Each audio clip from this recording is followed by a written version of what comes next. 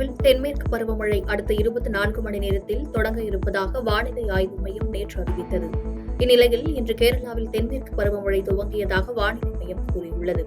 இதனால் கேரளாவில் அடுத்த 5 நாட்களுக்கு மிதமானது முதல் கனமழை பெய்யக்கூடும் என்றும், நடப்பாண்டு தென்மேற்கு பருவமழை இயல்பை விட கூடுதலாக இருக்கும் எனவும் கூறியுள்ளது. மேலும் வயநாடு, காசர்கோடு மற்றும் கண்ணூர் மாவட்டத்தை தவிர பிற மாவட்டங்களுக்கு இன்று மஞ்சள் எச்சரிக்கை விடுக்கப்பட்டுள்ளது.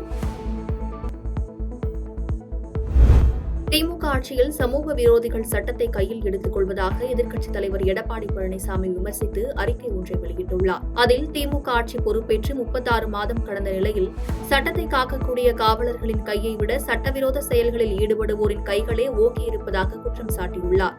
எனவே முதலமைச்சர் மு.க.ஸ்டாலின் தமிழ்நாடு காவல்துறைக்கு இனியாவது முழு சுதந்திரம் வழங்கி இரும்பு கரம் கொண்டு சமூக விரோதிகளை ஒடுக்குவதற்கு தக்க நடவடிக்கை மேற்கொள்ள வேண்டும் என்று வலியுறுத்தி குறிப்பிட்டுள்ளார்.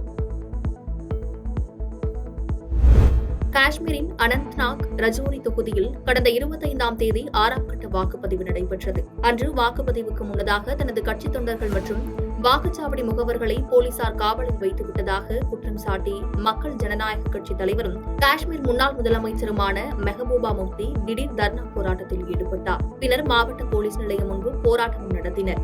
இந்த நிலையில் மெஹபூபா முஃப்தி மீது தேர்தல் நடத்தை விதிகளை மீறியதாக அனந்த்நாக் போலீஸ் வழக்கு பதிவு செய்துள்ளனர். இதை கண்டித்து அவர் அதிகாரத்திற்கு எதிராக உண்மையை பேசியதற்காக கிடைத்த விலை இது என்று எக்ஸ் வலைதளத்தில் பதிவிட்டுள்ளார்.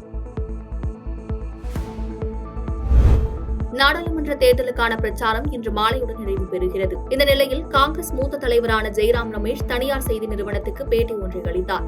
அதில் நாடாளுமன்ற தேர்தலில் இந்திய கூட்டணி மக்களின் ஆதரவை பெற்று 272க்கு மேல் மிக அதிகமான இடங்களை வெற்றி பெறுவோம் என்று உறுதியாக பேசினார். இந்தியா கூட்டணிக்கு சாதகமான முடிவுகள் வந்த 48 மணி நேரத்துக்குள் பிரதமரை இந்தியா கூட்டணி கட்சிகள் தேர்வு செய்யும் என்று தெரிவித்தார். மேலும் இந்தியா கூட்டணியில் அதிக இடங்களை பெறும் கட்சி பிரதமர் பதவிக்கு தானாகவே உரிமை கோரும் அனுமதியும் தரப்பட்டுள்ளதாக தெரிவித்தார்.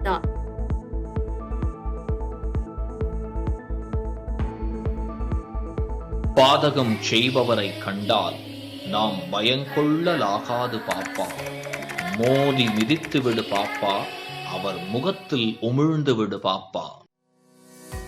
அண்மை செய்திகளை உடனுக்குடன் தெரிந்து கொள்ள இணைந்திருங்கள் இயம்நாடு